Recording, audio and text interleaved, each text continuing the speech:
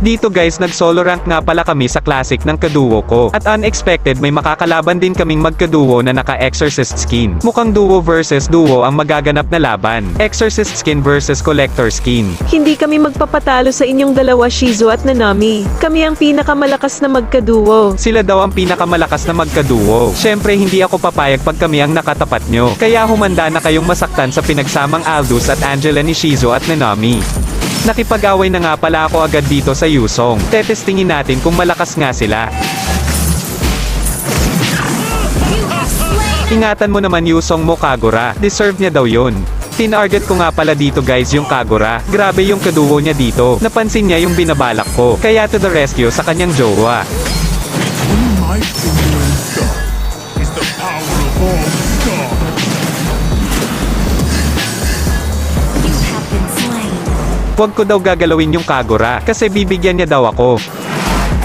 Hello guys, gusto nyo ba ako maka 1v1? Or gusto nyo ako makasamang maglaro? Napakadali lang ng inyong gagawin.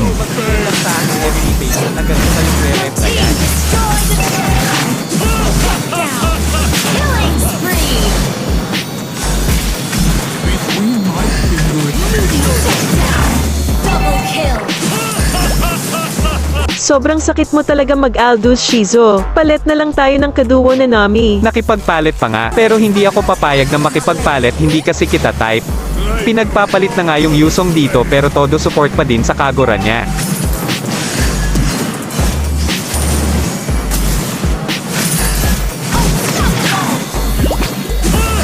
Iniwan ka na naman ng kaduo mo, Pain.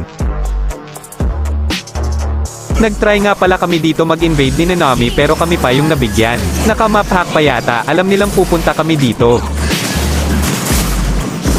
Yung masaklap pa ay tinipihan kaming dalawa sa pagmumukha. Turret is under Banibiro ko na lang dito si Pain na aagawin ko kaduo niya. Ngayon tuturuan kita ng galawang Shizu para hindi ka ipagpalit na kaduo mo, manood ka.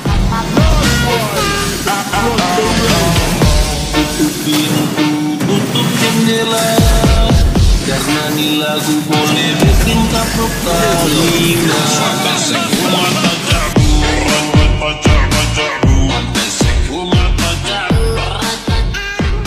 Kilig ka na naman Nanami, ganun nga pala Pain magligtas ng babae. At dahil parehas ng naka-late game hinamon ko na ng balagbagan yung Yusong dito.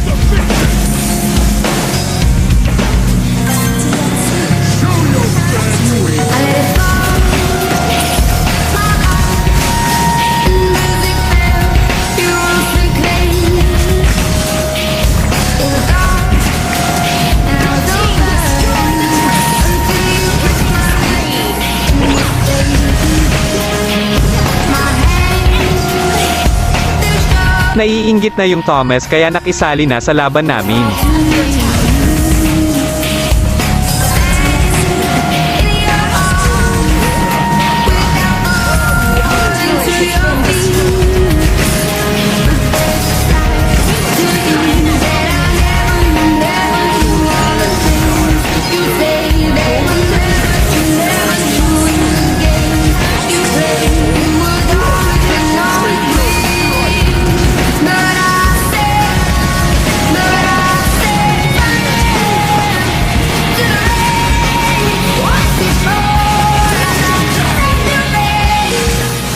At dahil sobrang sweet yung magduo, bibigyan ko kayo ng munting regalo.